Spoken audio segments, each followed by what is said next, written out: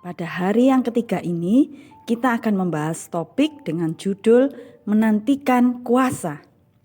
Pernahkah kita membayangkan bagaimana suasana doa selama 10 hari penantian akan digenapinya janji Kristus?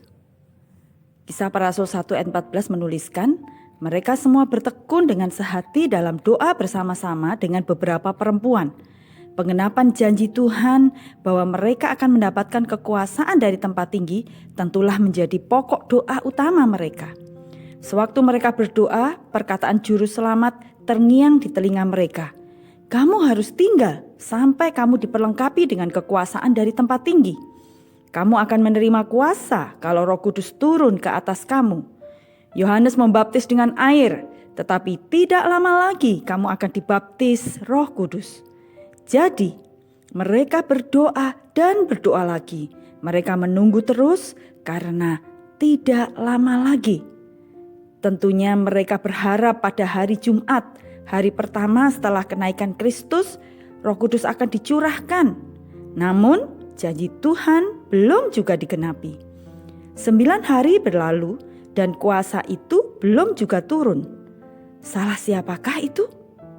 Mereka menginginkan kuasa. Mereka telah berdoa dengan sungguh-sungguh dan dengan iman.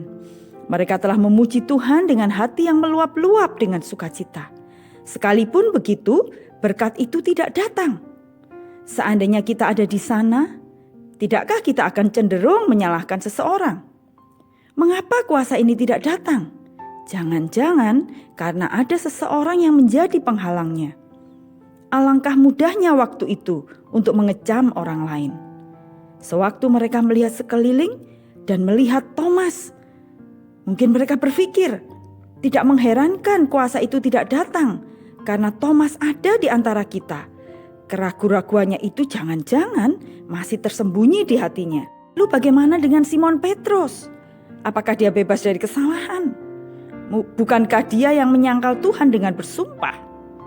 Coba pikirkan anak-anak Zebedeus yang meminta tempat yang utama dalam kerajaan Allah. Semua murid pernah melakukan kesalahan di masa lalu. Tetapi firman Allah mencatat, berkat Allah yang luar biasa turun ke atas masing-masing orang dari 120 murid itu. Sekalipun kegagalan mereka di masa lampau dan ketidaklayakan mereka di masa kini. Bagaimana dengan kita? Betapa seringnya kita menggerutu tentang orang lain. Kita mempersalahkan orang lain bila kita tidak mendapatkan kuasa itu. Kita menginginkan kekuasaan dari tempat tinggi. Kita sudah berdoa dengan sungguh-sungguh, tetapi kuasa itu tidak turun atas kita. Atas gereja kita, ke atas pelayanan kita, ke atas kota kita. Apakah kita melihat ke sekeliling kita dan mencari rintangannya? Bukannya melihat ke dalam diri kita. Betapa seringnya gembala sidang menyalahkan kawanan dombanya yang duniawi. Betapa seringnya pula kawanan domba itu menyalahkan pendetanya yang tidak rohani. Tiap individu cenderung mengaitkan tidak adanya kuasa dengan keadaan mati dan dinginnya pada anggota-anggota lain dalam gerejanya. Kita telah melihat bahwa lingkungan tidak dapat merintangi Allah untuk memberkati kita. Tidak ada seorang pun kecuali Anda sendiri yang dapat merampas kelimpahan berkat itu dari diri Anda. Tidak seorang pun yang kehilangan karunia rohani apapun karena kesalahan dan kekuatan orang lain. Ketidaklayakan pendeta tidak akan membuat Anda kehilangan kuasa itu.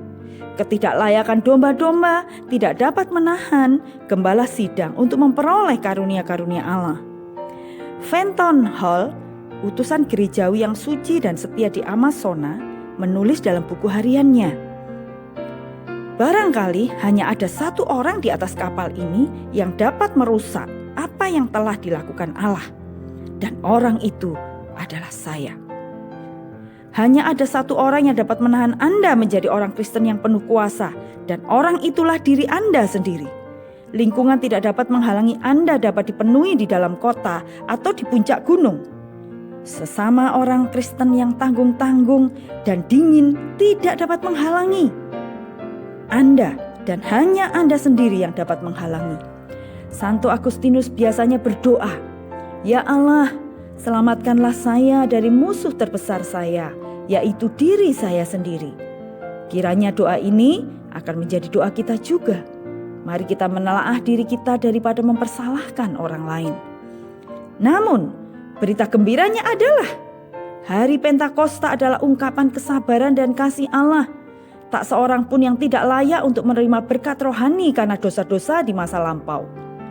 Mungkin para murid yang mengingat semua tuduhan dari teman-temannya atau tuduhan dari dirinya sendiri atas kegagalan dan dosa-dosa di masa lalu. Namun Tuhan masih menjanjikan kepada mereka bahwa mereka akan dipenuhi dengan kekuasaan dari tempat tinggi. Dan janji itu pasti akan digenapi. Tapi saya lebih jahat dan tidak layak melebihi semua murid yang 120 itu.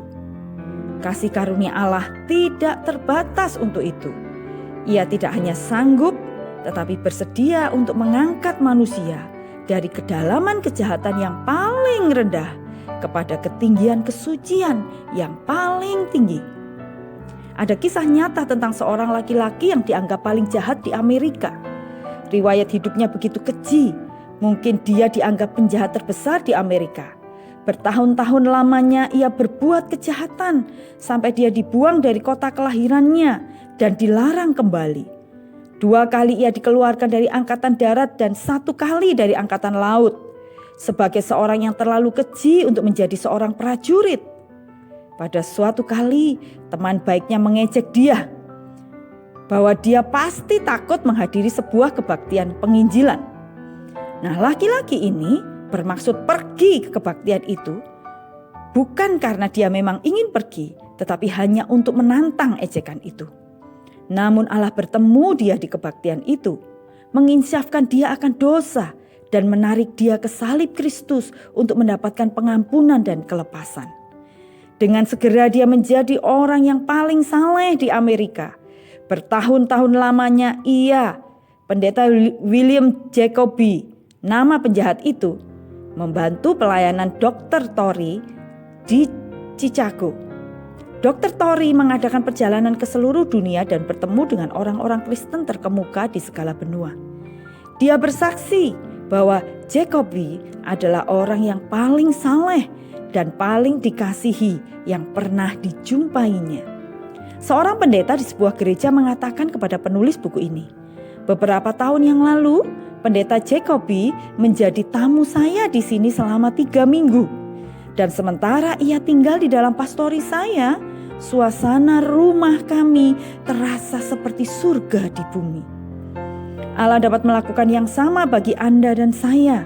Tidak ada laki-laki atau perempuan yang berjalan terhuyung-huyung dengan kehidupan yang lemah dan tidak berhasil hidup tanpa kuasa. Kita tidak perlu takut. Setiap kegagalan yang menyedihkan diketahui oleh Dia. Semua dosa hebat pada waktu kita belum percaya dikenali olehnya. Dan yang lebih menyedihkan lagi, semua kegagalan kita sejak pertobatan kita nampak dan terbuka di pemandangannya. Tetapi saudaraku yang kekasih, kita telah dipanggil, kita telah mendengar janji seperti yang dikatakan oleh Petrus. Sebab bagi kamulah janji itu dan bagi anak-anakmu dan bagi orang yang masih jauh. Demikian tertulis dalam Kisah Para Rasul 2 ayat 39. Jika kita belum menerima kekuasaan dari tempat tinggi, itu bukan karena kesalahan lingkungan kita. Itu juga bukan karena kita tidak layak, tetapi karena kita tidak bersedia memperkenankan Tuhan Yesus melayakkan kita untuk dipakai olehnya. Tiap dosa masa lampau, entahkah itu dosa keraguan-raguan atau penyangkalan atau kutukan atau mementingkan diri sendiri yang dapat menghalangi kita menerima berkat itu. Tidak ada seorang pun yang terlalu jauh, terlalu hina, terlalu cemar oleh dosa sehingga tidak dapat termasuk dalam barisan orang-orang Kristen yang penuh kuasa. Asal saja kita mau membiarkan Tuhan bertindak terhadap kita sebagaimana yang Dia anggap perlu. Jika dengan segenap hati kita sungguh-sungguh mencari berkat ini, maka pasti kita akan menemukannya.